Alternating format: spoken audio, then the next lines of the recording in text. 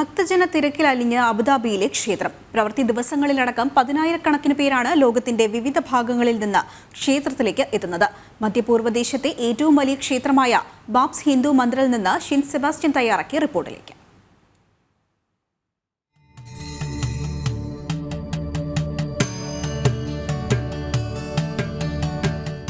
ഓരോ മണിക്കൂറിലും നൂറുകണക്കിന് സന്ദർശകരാണ് അബുദാബിയിലെ BAPS ഹിന്ദു മന്ദിറിലേക്ക് എത്തിക്കൊണ്ടിരിക്കുന്നത്.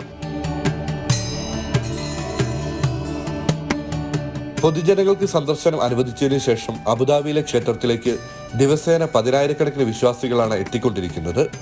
UAE-യുടെ എല്ലാ എമിറേറ്റുകളിൽ നിന്നും എത്തുന്ന ഭക്തരെ കൂടാതെ ഭാരതമടക്കമുള്ള വിദേശ രാജ്യങ്ങളിൽ നിന്നുള്ളവരും ക്ഷേത്രത്തിൽ എത്തുന്നുണ്ട്. നാട്ടിലെ ക്ഷേത്രങ്ങളിൽ ദർശനം നടത്തുന്ന അതേ അനുഭവം ഇവിടെ ലഭിക്കുന്നതിന് സന്തോഷത്തിലാണ് ഓരോ വിശ്വാസിയും.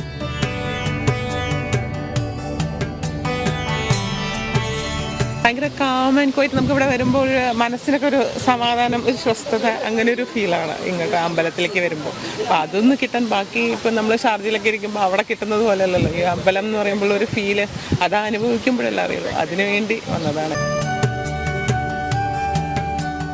ഭാരതത്തിന്റെ പ്രധാനമന്ത്രി നരേന്ദ്രമോദിയും UAE ഭരണാധികാരികളുമായുള്ള ഊഷ്മള ബന്ധമാണ് ലക്ഷക്കണക്കിന് പ്രവാസികളുടെ സ്വപ്ന സാക്ഷാത്കാരത്തിന് പിന്നിൽ.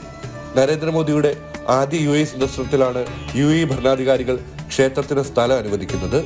ഇവിടെ എത്തുന്ന ഓരോ വിശ്വാസിയും നരേന്ദ്രമോദിക്ക് നന്ദി പറയുന്നു.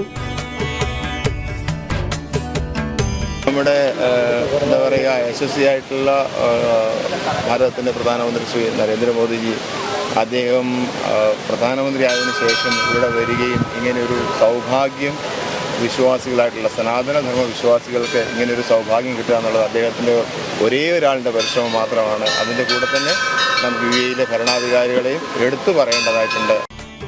രാവിലെ 9 മണി മുതൽ വൈകിട്ട് 8 മണി വരെയാണ് ക്ഷേത്രത്തിലേക്ക് സന്ദർശകരെ അനുവദിക്കുക.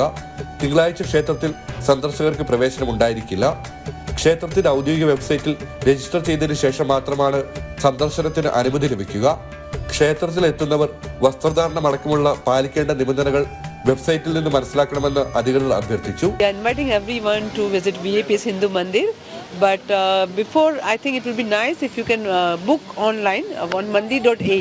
So if you go to mandi.ae and visit visitors guide, so you can book online, and if the people are more than 10, then they have to do group booking.